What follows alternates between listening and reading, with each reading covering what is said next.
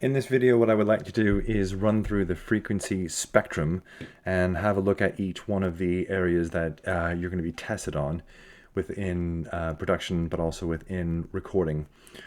This will follow on from the EQ lecture about definitions and that foundation about filters and also with EQ. So really, what this is about is you're going to be tested and asked about a frequency range, and this basically is this frequency range.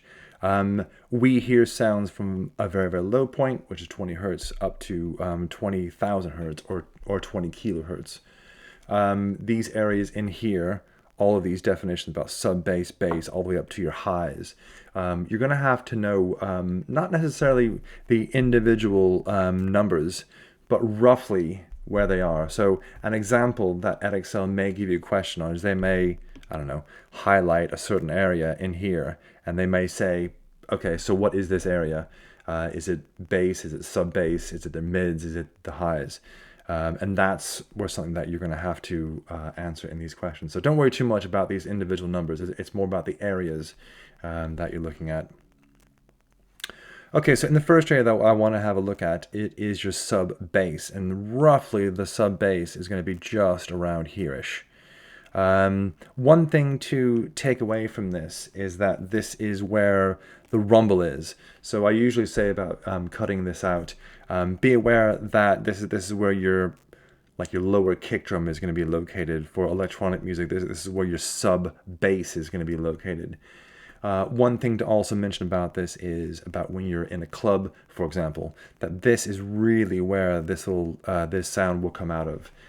If you're listening for these or this area on your phone, again, this is probably not going to come out, but again, in clubs, it will. The next area to get into is the bass frequency, and roughly this bass frequency is going to be between 80 and 225, so that's roughly in here.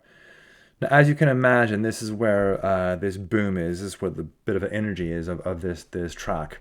You need to be aware about the ends of this, where these where this range is, only because there's going to be a lot of instruments who are going to be fighting for this. I do mention about energy in here. I do want to repeat myself, which is that you have a lot of instruments who are fighting for this range, especially if you're composing in certain genres.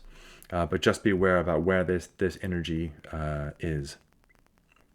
So the lower mids, this is going to be about 225 to just about 500. So you're looking at just about in the middle of this, over to about 500, which is just about in here. Now, this is an important range because this is where we're going to hear a lot of instruments. So it's crucial that in this area that you are very careful about your sound. Now, as I've mentioned about sound, you want to get rid of any muddy sounds. So within this, you always want to attenuate these sounds for this muddy sound.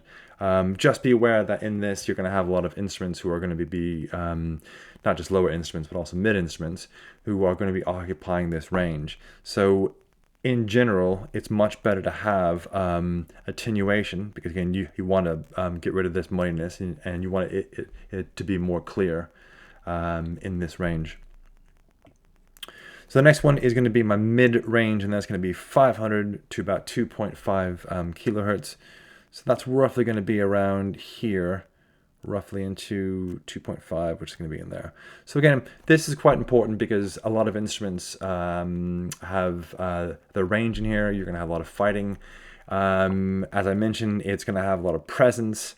You're going to have your lead, your vocals, your pads. So this is another area that is quite important. And again, it's one area that whether you boost or whether you cut, you're going to be hearing this in your mix. My approach is, because this is so delicate, that I really want to attenuate before I start boosting anything. Okay, so the upper mids, so this is about 2.5K to about 7 kilohertz. So this is roughly in here-ish. And what you're looking for in here is As I mentioned, your top end of your snares, your hi-hats, your claps. One thing to mention about your vocals in here. So this is more of that higher end area that you want to get into. One thing I do want to mention, which is this 2 kilohertz to 5 kilohertz. So this is just in this area in here. You need to be very careful in there, because you don't want this to sound aggressive, and you absolutely don't want it to sound brittle at all. So just be aware about where this is. And again, you might want to approach this as attenuating rather than boosting. And then finally, what we have are our highs. So this is about 7 to about 20 kilohertz. So this is roughly going to be on this higher end here. And this, as you can see in this area, we're not really going to hear a lot in here. So you've got to be sort of careful with this in the sense that, you know, if you do try to boost too high in this higher area, you're not going to really hear anything. This mainly is for just adding like overtones to vocals, rides, something like that.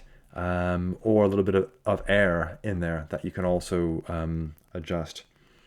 Do let me know if there are any questions about these frequency ranges.